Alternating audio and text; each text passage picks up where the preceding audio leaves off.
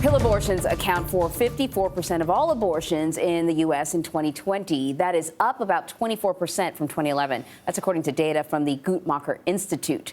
A recent article in USA Today outlines why we are seeing such a large jump in the use of these medications and how that number is expected to rise even more if Roe v. Wade is overturned. So let's bring in the author of that piece, Elizabeth Weise, to talk a little bit more about this. Explain how the use of abortion pills has increased over the last 2 decades and how it stands to increase should Roe v. Wade be overturned. Yeah, we should see a pretty significant increase in the coming years. So back in 2001, the FDA approved the first abortion by pill. Usually doctors call it medicinal abortion, but most people just call it a pill abortion. In 2001, it was 5%. It went up to 25% in 2011, 39% in 2017, and now we're at 54%. And that was before FDA changed the rules in December of 2021, allowing for the pills to be mailed after a telehealth visit. Before that, you had to actually go into your doctor, but because of COVID, they allowed that.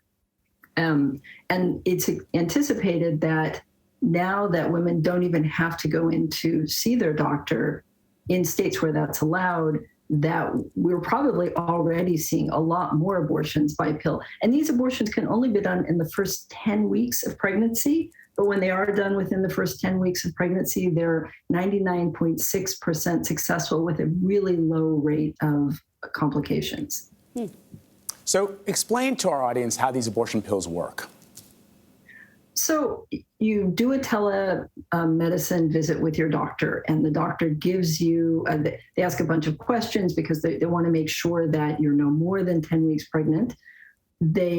After they've ascertained that and made sure you don't have any concerns that could make it less medically desirable, you can either pick up at your pharmacy or have mailed to you or go into the clinic, and you get 2 sets of pills. There's one pill that you take, and that causes the pregnancy to stop growing.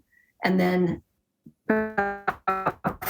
40 hours later, you see that first pill on the one pill you take, and then 48 hours later, you take the 4 pills. And those actually you put in your cheek. So they dissolve in your cheek, 2 on each side. They kind of have a bitter, chalky taste, I was told.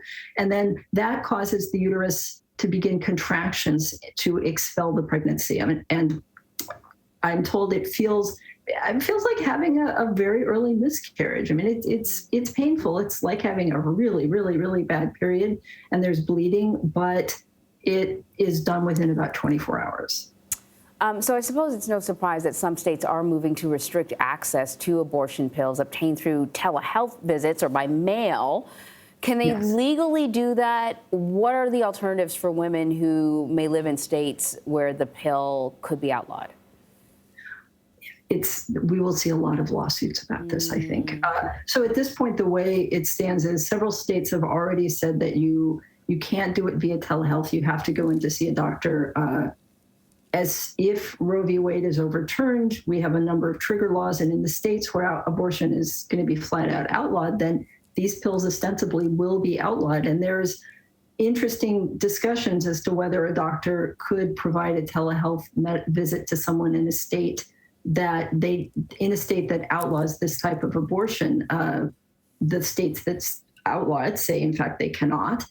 California and other states are already ramping up to provide that service. So it's going to be difficult to stop. And there's already programs and organizations that do this internationally, where you actually speak to a doctor in Europe, and then the pills are mailed to you from out of the country. So how that will be stopped is unclear, but it will clearly be illegal in states if they make it illegal. Yeah, Elizabeth, that's the first thing that I thought of, actually. I thought of all these international pharmacies that you can get all kinds of things now, right? And then I thought, once again, if that happens, though, it means that many women will be vulnerable, because how many scams are there online, right? That you're going to pay, usually, the stuff costs a lot more if you're going to go that route, and there's no insurance coverage and all that sort of stuff.